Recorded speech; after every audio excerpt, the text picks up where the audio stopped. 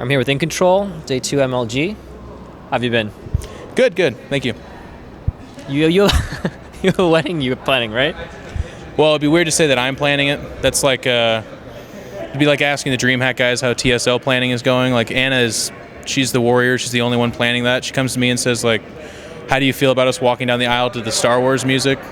I usually say no, but then later I realize whatever. So I think we actually are doing that. Really? That's Yeah. awesome. She's a big fan. Well, that's probably a really hot ticket to score. I wanted an invitation myself because I know that her side is going to be like the pageant people, right? I think if you're a single guy, that'd be a good wedding to go to. That's the plan. I always wanted a wedding for that, yeah. And I'll use, hey, Jeff, man, haven't seen you in a while. How's it going? Trying to score an invite. Yeah, well, yeah, sure. You're invited, Ken. But on the spot right now, you can come. Portland, December 2nd. Okay. If you want to fly from fucking New York or whatever it is, like. I'll watch it on the stream, maybe. Okay. You have your EG guys. Are they in it? The wedding? Yeah. Yeah, I mean, it's December 2nd, which we thought we'd be safe with, but I guess actually IPL already announced it. It's on the same weekend. Like, our wedding is a Sunday. Their competition ends on that day, so that'll be the biggest day for them. It's like the finals and stuff like that. So it kind of sucks. Like, if you have to go to that tournament and you're an EG guy, you can go. Like, we're not going to be upset about it. We understand. What have you been doing lately outside of practicing and stuff? It's actually so freaking hot in Arizona that we have to be super nerds. So I did pick up Darksiders 2, and after I get done with my training regimen, and I need something to kind of cool down with. I've been playing that. It's a freaking great game. Don't tweet about it because then you're gonna get the people yelling at you. I think that's gone away a little bit enough. Like when they found out that all other gamers actually still play other games, so it's fine. But it's got really cool RPG qualities to it, and it's fun. I've been reading. I tweeted about this a while ago too. I picked up all the old Star Wars books that I read as a kid, and I'm rereading them now. Timothy Zahn. Timothy Zahn. Yes, I'm reading Timothy Zahn, the Thrawn series right now. Which one? Which book? The first Thrawn series. Okay. First book. He knows his shit, man. He's good. I like the way he has talked about Star Wars. Yeah. Those are the only ones that are like worth reading. Well, he had that second miniseries. Heir to the Empire, if you want to read. Heir to the Empire. Mm-hmm. Yeah, that's right. I remember reading that in like college or whatever. I loved that stuff. And then I tried the other ones and they sucked. There's some good ones. I like the Tales from Tatooine and Mos Eisley Cantina. I'm kind of a sellout this way. I like the I think they're called the New Rebellion or something like that. Where they had the bionic like self-mutilating aliens come in that had R.A. Salvatore. I know what you're talking about. Yeah. Yes. They were the Yuzhang Vong. Yes, and actually one of their main guys, Saw Vong Law, was my alias in Brood War that I played on the West teams with. Holy crap! Yeah, no, I remember that. Yeah. See, I don't actually prepare for these interviews, but I just know everything about pop culture that you possibly know. So that's how I know. It's good. Okay. Have you seen any movies? Everyone had to see Batman. I was really happy with it. What do you think of it? I thought it was great. I mean, I couldn't help but to be one of those guys that really upsets me when they're like, well, it wasn't as good as number 2, The Joker. But it wasn't. But it was still do a great. Bane voice? I wanted to. Like, when I came out of the theater, I thought I did a pretty good one. So I'm going to have to wait till it comes out on DVD, and I'll come back to you on that. Yeah. Okay. I'll hold you to that. Did you find it at all unrealistic? Yeah, I mean, but I suspend that little bit of disbelief with the Batman movies. Like, it gets a little bit ridiculous. If you go in expecting it to be completely real, Do you think they should end it there, or do you think there should be another one? That's interesting. Yeah, I mean, on the one hand, like, I want Nolan to make any movie ever. Any movie he makes, I'm going to go see. It's not going to be a bad movie. And the Batman movies with Christian Bale have been the best. But I'm happy that they're cutting it off at 3. But then it gets complicated because they introduce, spoiler for the one person that didn't see it, like Robin at the end. Do you just introduce that, then move on? Or do you actually do something with that? I think that's interesting. Okay. Any other movies?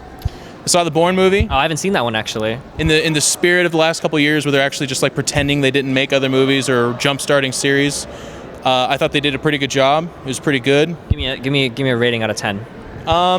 If you go in just expecting a decent action flick, it's like a 7 or 8, you know? You know, the Bourne soundtrack from the original 3 movies, if you have that on your iPod and you just walk down the street, you really do feel like a secret agent. Like, I'm serious.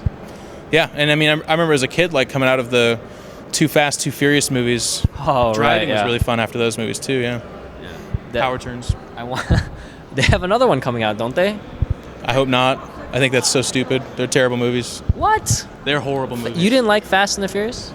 No, they're horrible movies. Vin Diesel? The first one was okay. Paul Walker? Paul Walker. Yeah. Greatest actor in the history of mankind? No, man. You guys have like a documentary crew following you guys around. It's like Hard Knocks. Yeah. We're really excited about them. They're actually kind of a big deal in Canada. They're a really good crew from there.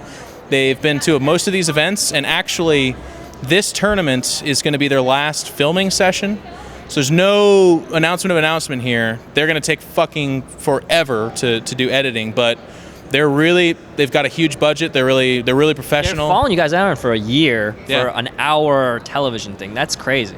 Yeah, I don't know. They've interviewed me for 25 hours or something like that. So Wow. Ann and I talked about everything from religion and sex to frickin' StarCraft. It's all covered. They said that they have another one that they're doing about people that really like dogs. Really? So they should. I told them to ask you guys because they interviewed me too, and I told them to ask you guys about the dog thing. Yeah. I actually can't make any joking comments, but yes, Barriston's a freaking awesome dog. Tweet pictures of that guy all the time, and yeah. How old is he now? He turned 1 in July. He's a bulldog. Yeah. He's actually it's really weird because he's raised alongside Poa, which is Anna's dog, and Anna's dog is a really energetic, athletic Pomeranian mix, amongst other things. But Barriston tries to pick up behavior off of her. So he's 60 pounds, but he runs and jumps off the bed and runs around as hard as he can. So he actually doesn't really have much fat on him. He's like a Labrador bulldog. It's weird. That's great. Yeah. Okay. All right. How has this tournament been going for you? For me, it was rough because I played a couple of guys, and no disrespect to them, they were mid-masters, very nice guys, good players, took care of business, which is what should happen. But then the two good players I played, like Crank and Shu, I had a good series with Shu. It was 1-2 that I lost, and with Crank, he swatted me out of the sky like a freaking fly. But the part that kind of upsets me is they utilize this new 3/4 gate from Korea that hits about 30 seconds or a minute faster. And I just haven't seen it at all. It's not on the NA server at all, and that's where I practice. And my answers were futile. I travel all the way here, I'm really excited, and then 12 minutes later in total, I'm dead. So that kind of sucked. But the thing that I'm reassuring myself and building towards a better future, because I've hit rock bottom as far as results go, so it's nice to kind of have something to look forward to. I wasn't nervous, and I focused, and I don't have any excuse in my losses. I played them good, I just didn't have the right build for what they were doing. Yeah, I saw that. It's they chrono out of the unwarped gateway. Yeah, I saw that. It's really weird. Yeah, it's 2 zealots, 2 probes, and I think because the 2 zealots have faster build time, they get to your base quick enough that you usually have 1 zealot, 1 stalker, and even if you have 2 stalkers like I did one game, they take so long to kill that they're going to drop the pylons and their warping's twice as fast as yours. Okay. All right. Well. I hope it keeps going for you. I saw you did some casting at these other big events. What do you think about that? Really excited. I mean, it's one of the things I get asked about a lot. And going towards the future, definitely my new contract is worked around being not just a player. I'm still gonna play at MLGs, home story cups, and online wherever I can. It's obviously something I'm still committed to. But I'm definitely going to be doing more casting and hosting, both for EG and other organizations. Been having a great time with DreamHack and Asus. Yeah, too good. Well, that was a dream team. I remember watching that. It's fun, but man, it's can't keep up with him though. He's a tough one to. You can't keep up with him for sure, but it's almost like the whole time you're playing with fire. I'm one bad joke away from being hated by everyone the whole time. No, but Too Good, he doesn't stop with stuff. So you have to be on your best game there. Oh yeah, well he's like a Two-Face from Batman, man. He actually has no fear. He doesn't give a shit. So he can say whatever the hell he wants. But I've established myself as a guy that'll apologize or cares about what he says. So my jokes have limits and his have none whatsoever. It was a fun mental game. Okay. All right. Well, good luck. Thank you for the interview, and we'll see you hopefully casting some of the other events. Yeah. Thanks a lot.